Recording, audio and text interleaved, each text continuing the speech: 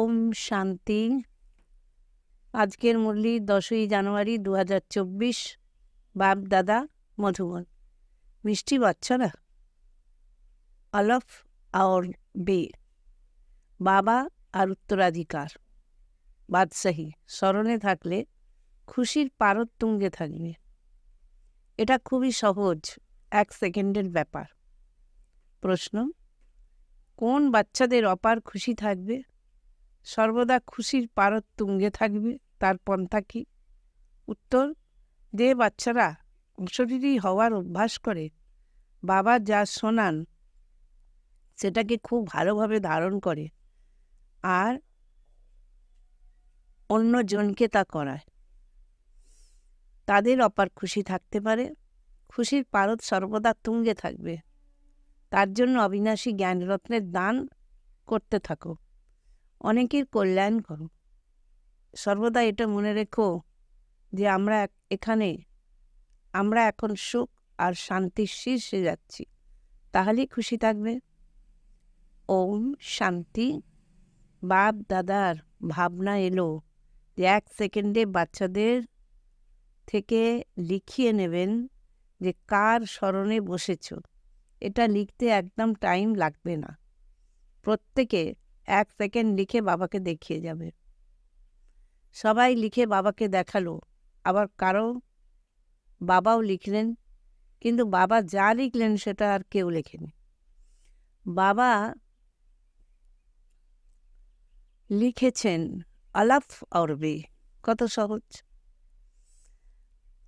আলাফ মানে বাবা, বে মানে বাদশাহী। বাবা পড়ান আর তোমরা রাজ্য প্রাপ্ত করো। বেশি আর লেখার দরকার নেই। তোমরা তো লিখতে 2 মিনিটও লাগিয়েছ।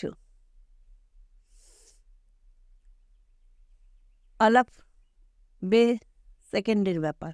সন্ন্যাসী কেবল আলাপকেই স্মরণ করে। তোমাদের বাদশাহীও স্মরণে আছে। স্মরণের অভ্যাস হয়ে যায়।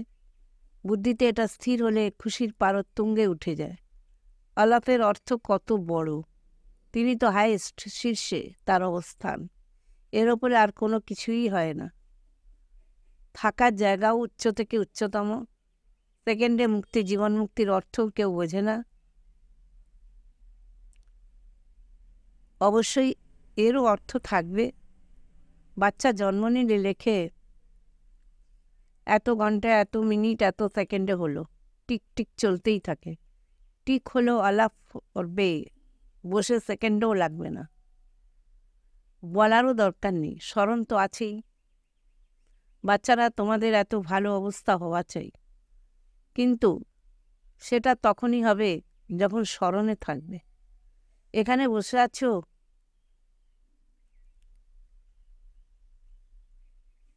তো বাবা আর রাজধানীর স্মরণে থাকা চাই। বুদ্ধি দিয়ে দেখে, যাকে দিব্যদৃষ্টি বলা হয়ে থাকে। আত্মাও লেখে, আত্মাও দেখে, বাবাকে আত্মাই স্মরণ করতে থাকে। তুমিও বাবাকে স্মরণ করলে রাজত্ব একসাথে স্মরণে এসে যাবে। কতটুকু সময় লাগে? এখানে স্মরণে বসলে মনে আনন্দে কত হয়ে যায়। বাবাও এই খুশিতে বসে আছেন। এখানকার কোনো কথা বাবার স্মরণ হয় না। বাবা স্মরণ করেন ওখানকার কথা। বাবা আর রাজত্ব যেন দ্বারে এসে উপস্থিত। বাবা বলেন, বাচ্চারা, তোমাদের জন্য রাজত্ব নিয়ে এসেছি, তোমরা আমাকে স্মরণ করো না বলেই খুশি স্থিত হয় না। তোমরা উঠতে বসতে নিজেকে আত্মা মনে করে আর আমাকে, অর্থাৎ বাবা আর উত্তরাধিকারকে স্মরণ করো। কত উঁচু স্থান সেটা, যেখানে তোমরা থাকো। সারা বিশ্বে খুব কমই জনই তা জানে। মানুষ মুক্তির জন্য কত মাথা টোকে। এখন মুক্তিধাম কোথায়? তোমরা ভাবো আত্মা তো হলো রকেট। লোকেরা চাঁদ পর্যন্ত যায়, তারপর পোলারের পৃথিবীর শেষের সীমায়। তোমরা তো পোলারের থেকেও আরও উচ্চতায় যাও। চন্দ্রমা তো এই দুনিয়ারই। বলা হয় তাকে সূর্য চাঁদের ওপারে, শব্দের ওপারে। এই শরীরকে ছেড়ে নিতে হবে। তোমরা আসো সুইট সাইলেন্স হোম থেকে। আসতে যেতে টাইম লাগে না নিজ নিকেতনে। এখানে তো যে জায়গাতেই যাও না কেন টাইম লাগে। আত্মা শরীর ছেড়ে দিলে সেকেন্ডে কোথায় না কোথায় চলে যায়। এক শরীর ছেড়ে দ্বিতীয় শরীরে প্রবেশ করে। তাই নিজেকে আত্মা মনে রাখতে হবে। তোমরা অনেক উঁচু শিখরে যাও। মানুষ শান্তি চায়। শান্তির হাইস্ট শিখর হলো নিরাকারী দুনিয়া, আর সুখের হাইস্ট শিখর হলো স্বর্গ। উচ্চ থেকে উচ্চতমকে টাওয়ার বলা হয়। তোমাদের ঘরও কত উচ্চতম। দুনিয়ার লোকেরা কখনো এই ব্যাপারে খেয়াল করেই না। গুরুদেরকে এই কথা বোঝানোর মতো কেউ নেই। তাকে বলা হয় শান্তির টাওয়ার। মানুষ তো বলতে থাকে বিশ্বে শান্তি স্থাপন হোক, কিন্তু এর অর্থ জানে না যে শান্তি কোথায় আছে। এই লক্ষ্মী নারায়ণ সুখের টাওয়ারে আছে। সেখানে কোনো লোভ লালসা নেই। সেখানকার খাওয়া দাওয়া বাচনভঙ্গি খুব রয়্যাল হয়, আবার সুখও হাইস্ট। ওদের মহিমা দেখো কত হয়, কারণ তারা অনেক পরিশ্রম করেছে। তারা কেবল একজন নন, গোটা মালা তৈরি হয়ে আসে। বাস্তবে নবরত্নের সুখ্যাতি আছে। অবশ্যই এনারা গুপ্ত পরিশ্রম করেছিলেন। বাবার উত্তরাধিকার স্মরণে থাকলে তবেই বিকর্ম বিনাশ হবে। কিন্তু মায়া স্মরণ করতে দেয় না। কখনো কাম, কখনো ক্রোধ অনেক বড় ঝাপটার মধ্যে এনে ফেলে। নিজের জ্ঞান দেখতে হবে। নারদকেও বলা হয়েছে চেহারা দেখো। ওই অবস্থা তো এখনো তৈরিই হয়নি, তো তৈরি করতে হবে। বাবা এম অবজেক্ট অবশ্যই বলবেন। ভিতরে ভিতরে পুরুষার্থ করতে থাকো। পরবর্তীকালে ওই অবস্থা তোমাদের হবে। অশরীরী থাকার প্র্যাকটিস করতে হবে। এখন ফিরে যেতে হবে। বাবা বলেছেন আমাকে স্মরণ করো। স্মরণ না করলে তো অনেক শাস্তি পেতে হবে, আর পদও কম হবে। এটাই হলো অনেক সূক্ষ্ম বিষয়। বিজ্ঞানীরা সায়েন্সের কত ডিপে অর্থাৎ গভীরে যায়, কি কি তৈরি করতে থাকে। ওখানেও তো সংস্কার চাই না? যা আবার ওখানে গিয়ে এই জিনিস তৈরি করবে, কেবল এই দুনিয়া পরিবর্তন হবে। এখানকার সংস্কার অনুসারে গিয়ে জন্ম নেবে। যেমন লড়াই যারা করে তাদের বুদ্ধিতে লড়াইয়েরই সংস্কার থাকে, তাই এই সংস্কার নিয়ে যাবে। লড়াই ছাড়া থাকতেই পারে না। অফিসারদের কাছে আবার অনেকটা সময় দিতে হয়। ভর্তি করার সময় পরীক্ষা করে নিতে হয় যে কোন কোন রোগ, কোনো রোগ যেন না থাকে। চোখ, কান, নাক ইত্যাদি সব ঠিক আছে কিনা। লড়াই করতে গেলে তো সব ঠিক চাই। এখানে দেখা হয় কে কে বিজয় মালার দানা হবে। তোমাদের পুরুষার্থ করে কর্মাতীত অবস্থাকে প্রাপ্ত করতে হবে। আত্মা অশরীরী এসেছে, আর অশরীরী হয়েই যেতে হবে। ওখানে শরীরের কোনো সম্বন্ধ নেই। এখন অশরীরী হতে হবে। আত্মারা ওখান থেকে এসে শরীরে প্রবেশ করে। অনেক অনেক আত্মারা আসতেই থাকে। সবাই নিজের নিজের পার্ট পেয়ে যায়। যে নতুন পবিত্র আত্মারা আসে তাদের অবশ্যই আগে সুখ প্রাপ্তি হয়। সেই জন্য তাদের মহিমা হয়। বৃহৎ বৃক্ষ যে কত নামি দামি বড় মানুষ আছে, নিজের নিজের ক্ষমতা অনুযায়ী খুব সুখে থাকে। তাই এখন বাচ্চাদের পরিশ্রম করতে হবে। কর্মাতীত অবস্থায় পবিত্র হয়ে যেতে হবে। এটা তো তোমরা বাচ্চারা জানো যে বাবা এখানে আছেন। মানুষদের কি আর এটা জানা আছে যে বাবা এখানে স্থাপনা করেন? তবুও তাকে জন্মান্তর স্মরণ করতে হবে। শিবের মন্দিরে গিয়ে কত পূজা করে, কত উচ্চ শিখরে বদ্রীনাথ ইত্যাদির মন্দিরে যায়, কত মেলা বসে। কারণ মধুর না গাওয়াও হয়। উচ্চতমেরও উচ্চ ভগবান। বুদ্ধিতে নিরাকারই স্মরণে আসবে। নিরাকার তো আছেনই, আর আছেন ব্রহ্মা বিষ্ণু শঙ্কর। ওনাদের ভগবান বলবে না। এখানে তোমরা বাচ্চারা বোঝো যে আমরাই শতপ্রধান দেবতা ছিলাম। যখন আমরা বিশ্বের মালিক ছিলাম তখন এত বেশি মানুষ ছিলেই না। শুধু ভারতের এদের রাজা হবে, বাকি সবাই চলে যাবে শান্তিধাম। এসব তোমরা দেখতে পাবে, দেখতেও থাকবে। এর জন্য খুব বড় মাপের বুদ্ধির দরকার। ওখানে তোমাদের পাহাড় ইত্যাদিতে যাওয়ার দরকার নেই।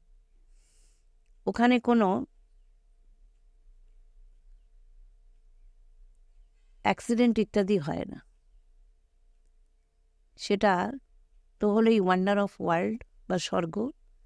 যখন সেটা স্বর্গের ওয়ান্ডার হবে না, তবে তো মায়ার ওয়ান্ডার্সও হতে থাকে। একথা দুনিয়ার লোক বুঝতে পারবে না। এখন তোমরা স্বর্গে যাওয়ার জন্য পুরুষার্থ করছো। সেটা হলো সুখের টাওয়ার, এ হলো দুঃখের টাওয়ার। লড়াইতে কত মানুষ রোজ মারা যায়, আবার জন্মাতেও থাকে। গাওয়া হয়ে থাকে ঈশ্বরের অন্ত বা পরিসীমা, কেউ জানে না। সাধু সন্ত কেউ রচয়িতা রচনার পরিসীমা পেতে পারে না। তোমাদেরকে বাবা পড়ান, একে পড়াশোনা বলা হয়ে থাকে। সৃষ্টিচক্রের রহস্যকে তোমরা বাচ্চারাই জানতে পারছো।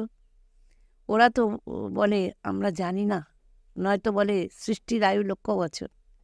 এখন বাবা বোঝাচ্ছেন এই যে যা কিছু তোমরা এখানে দেখছো, এইসব ওখানে থাকবে না।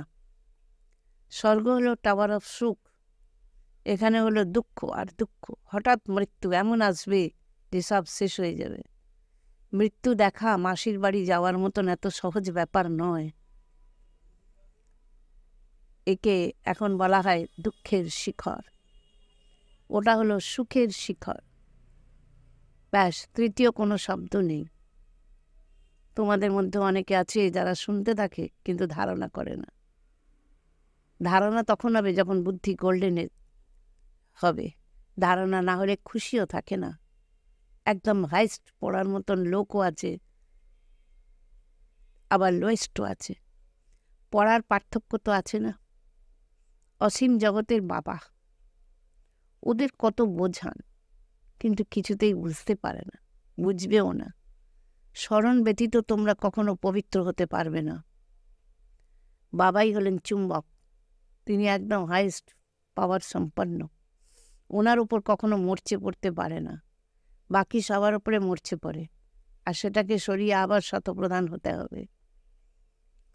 বাবা বলেন এক মনে এক নাগাড়ে আমাকে স্মরণ করো, আর কোনো কিছুতে মমত্ব থাকবে না। ধনী বা ব্যক্তিদের তো সারাদিন ধন দৌলতই সামনে আসতে থাকবে, গরিবদের তো কিছু নেই। তবুও গরিবেরা কিছু বোঝার মতন যারা ধারণা করতে পারে। স্মরণ ব্যতীত ময়লা কিভাবে বেরোবে? আমরা পবিত্র কিভাবে হব? তোমরা এখানে এসেছো উচ্চ শিখরে যেতে, যে আবার শিক্ষা অনুযায়ী চললে আমরা উঁচু শিখরে যাব। এটাই পরিশ্রমের। বাবা আসেন টাওয়ারে নিয়ে যেতে, তাই শ্রীমত অনুযায়ী চলতে হবে। প্রথম নম্বরে এই লক্ষ্মী নারায়ণের মহিমা সুখ্যাত। তারা একদম টাওয়ারে হবে, আর সব কিছু না কিছু কম। নতুন দুনিয়াকে টাওয়ার অফ সুখ বলা হয়। ওখানে কোনো ময়লা জিনিস হয় না, একদম মাটিই নেই। এরকম হাওয়া ওখানে বয় না যে বাড়ি খারাপ করে দেবে। স্বর্গের তো অনেক মহিমা। ভারত বাসীকে তার জন্য পুরুষার্থ করতে হবে। লক্ষ্মী নারায়ণ কত উঁচু, দেখা মাত্রই মন খুশি হয়ে যায়। পরবর্তীকালে অনেকেরই সাক্ষাৎকার হতে থাকবে। প্রথম প্রথম কত সাক্ষাৎকার হতো, বাবা কত চমৎকার দেখিয়েছেন। তারা মুকুট ইত্যাদি পরে আসতেন, ওই জিনিস তো এখানে পাওয়া যাবে না। বাবা তো হলেন জহরি। আগে যে মণি 50,000-এ নেওয়া হতো, সেটা এখন 50 লাখেও পাওয়া যাবে না। তোমরা স্বর্গের জন্য পুরুষার্থ করছো, ওখানে অপরিমিত সুখ। বাবা এত পড়ান, কিন্তু বাচ্চাদের মধ্যে রাত দিনের পার্থক্য এসে যায়। কোথায় রাজারানী, কোথায় দাসদাসী। যে ভালোভাবে পড়ে আর পড়ায় সে লুকিয়ে থাকতে পারবে না। সাথে সাথে বলবে, বাবা আমি অমুক জায়গায় গিয়ে সার্ভিস করব। সার্ভিস তো অনেক রয়েছে। তোমাদের এই জঙ্গলকে মঙ্গল মানে মন্দির তৈরি করতে হবে। রুটির টুকরোটুকুও খেলো কি খেলো না, ছুটলো সার্ভিস করতে। ব্যবসায়ীরা একদম এরকমই করে। ভালো ক্রেতা এসে গেলে খেলো কি খেলো না ছুটবে। ধন আয় করার শখ থাকে। এখন তো অসীম জগতের বাবার থেকে অপরিসীম ধন পাওয়া যায়। যদিও সময় খুব কম রয়েছে, কিন্তু কাল শরীর ত্যাগ হলে কোনো ভরসা নেই, বিনাশ তো হবেই। তোমাদের জন্য তো কারোর পৌষ মাস, কারোর সর্বনাশ, বিরুয়া মত মলুকা শিকার। তোমাদের খুশি খারাপ পারাবার নেই। তোমাদের অপরিসীম খুশি হওয়া চাই। অনেকের কল্যাণ করতে হবে তোমাদের। পরিশেষে কর্মাতীত অবস্থায় স্থিত হতে হবে। তোমরা স্মরণ করতে করতে অশরীরী হয়ে যাবে, তবেই অনায়াসে উড়বে। এটা খুব পরিশ্রমের। কেউ কেউ তো অনেকে সার্ভিস করে, সারাদিন মিউজিয়ামে বোঝাতে দাঁড়িয়ে থাকে, দিন রাত সার্ভিসে উৎসাহী। শত শত মিউজিয়াম খুলে যাবে, হাজার হাজার লোক তোমাদের কাছে আসবে, তোমরা অবসর পাবে না। সব থেকে বেশি তোমাদের দোকান খোলা থাকবে এই অবিনাশী জ্ঞান রত্নের। আচ্ছা, মিষ্টি মিষ্টি হারানিধি বাচ্চাদের প্রতি মাতা পিতা বাপ দাদার স্মরণের স্নেহ সুমন আর সুপ্রভাত। আত্মাদের পিতা তার আত্মারূপী বাচ্চাদেরকে নমস্কার জানাচ্ছেন। ধারণার জন্য মুখ্য সার 1 নম্বর, জ্ঞানের ধারণা করার জন্য প্রথমে নিজের বুদ্ধি গোল্ডেন এজের বানাও। বাবার স্মরণ ছাড়া আর কোনো জিনিসে মমত্ব থাকবে না। 2 নম্বর, কর্মাতীত অবস্থা প্রাপ্ত করে নিজের নিকটনে যাওয়ার জন্য অশরীরী হওয়ার অভ্যাস করো। নিজের আচার ব্যবহারকে দেখো যে কাউকে দুঃখ দিইনি তো, বাবার সমান মধুর হয়েছি। বরদান, সহন শক্তি ধারণার দ্বারা সত্যতাকে গ্রহণকারী সদাকালের বিজয়ী ভব। জগতের মানুষ বলে থাকে বর্তমানে সৎ মানুষের চলা খুব কঠিন। মিথ্যা কথা বলতেই হয়। কোনো কোনো ব্রাহ্মণ আত্মারাও মনে করে কখনো কখনো চাতুর্যের সাথেও চলতে হয়। কিন্তু ব্রহ্মা বাবাকে তোমরা দেখেছ তো, যে সত্যতা আর পবিত্রতার জন্য কতই না অপোজিশন হয়েছিল, তবুও তিনি ঘাবড়াননি। সভ্যতার সত্যতার জন্য সহন শক্তিরও প্রয়োজন হয়। সহন করতে হয়, নত হতে হয়, হার মানতে হয়, কিন্তু সেটা পরাজয় নয়, সদাকালের জন্য বিজয়। স্লোগান, প্রসন্ন থাকা আর প্রসন্ন করা, এটাই হলো দুয়া দেওয়া আর দুয়া নেওয়া। অব্যক্ত সাইলেন্স দ্বারা ডবল লাইট ফরিস্তা স্থিতির অনুভব করুন। আমার তো এক বাবা আর বহু কিছু এই এক আমার মধ্যেই মিশে আছে। যেখানে যাও, যেমন চাও, যত সময় ধরে চাও তত সময় ধরে মন একাগ্র হয়ে যাবে। একে বলা হয় মন বসে রয়েছে। এই একাগ্রতা অর্থাৎ একরস সুইট সাইলেন্সের স্থিতির দ্বারা সহজেই ডবল লাইট ফরিস্তা স্বরূপের অনুভূতি হতে থাকে। ওম শান্তি।